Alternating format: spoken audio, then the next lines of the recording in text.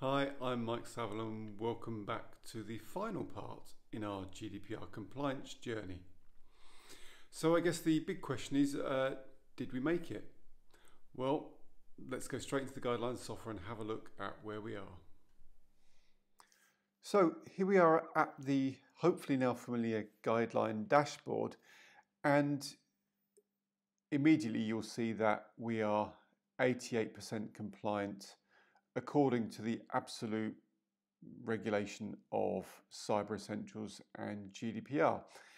And really, if we drill down into the GDPR, you can hopefully see that across the majority of the areas, we've done everything we need to do. So a couple of minor tasks, and most of our effort really is improving our security and making sure we're absolutely done everything we need to do against Cyber Essentials. Now, we have some red indicators that show that we've got work to do on firewalls, user accounts and devices and access, but really we've got basics in there. This is about improving and going the extra mile to do more in these areas to make sure that we are as good as we can be. And if we look at our actions, our action list is very, very short. We need to do some stuff around quick disabling or removal of firewall rules. We need to do some work on anti-malware, which is a little tricky because we mostly use Apple devices, so we've got some work to do there. Some stuff on access rights and auto run, but really not a lot of activity for us to do to get to 100%.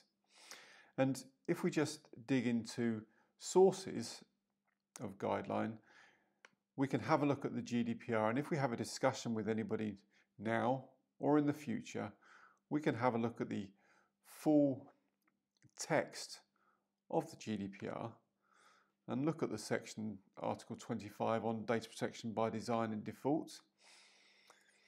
And we can go into that and we can see specifically the little arrow says we at Guideline are compliant. So that's the final position on where we've achieved. We're quite pleased that we've got most of the way there, and with just a couple of small activities, we should be where we need to be.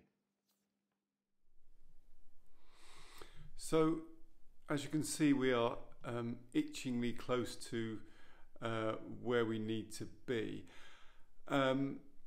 But I think more importantly, we like to think of ourselves as being GDPR ready rather than GDPR compliant. We work in this space every day, so we know that it is changing.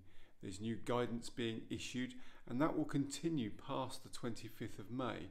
So an organisation that thinks we're GDPR compliant, we don't need to do anything else, I'd be very worried for that organisation into the future. So we're pleased to be GDPR ready. We are fortunate that we have the right culture in place. We do compliance every day, so all of our people are thinking about it. And in terms of tips for anybody else out there watching on your journeys, really, that is the top tip. Make sure that you have a culture of compliance embedded in your organisation. Make sure everybody is taking this seriously and doing the right thing. Really get that thinking at the start, because the GDPR is about putting data protection at the heart of an organisation. Data protection by design and default is one of the key principles. So if you have that culture, you'll be on the right track. The second thing I'd say is to document. Make sure you have evidence, make sure you have records, make sure you can prove the things that you've done as part of GDPR. And the third thing I would say is it's an ongoing activity. Don't stop just because you've done the bulk of the work. You need to keep going, complete the long tail of activity. So get the right culture, document everything, and keep going. And that really is it for this series. We really do hope you found it useful. Any comments or feedback will be really appreciated. And so until we tackle our next compliance, we hope you find your compliance simple.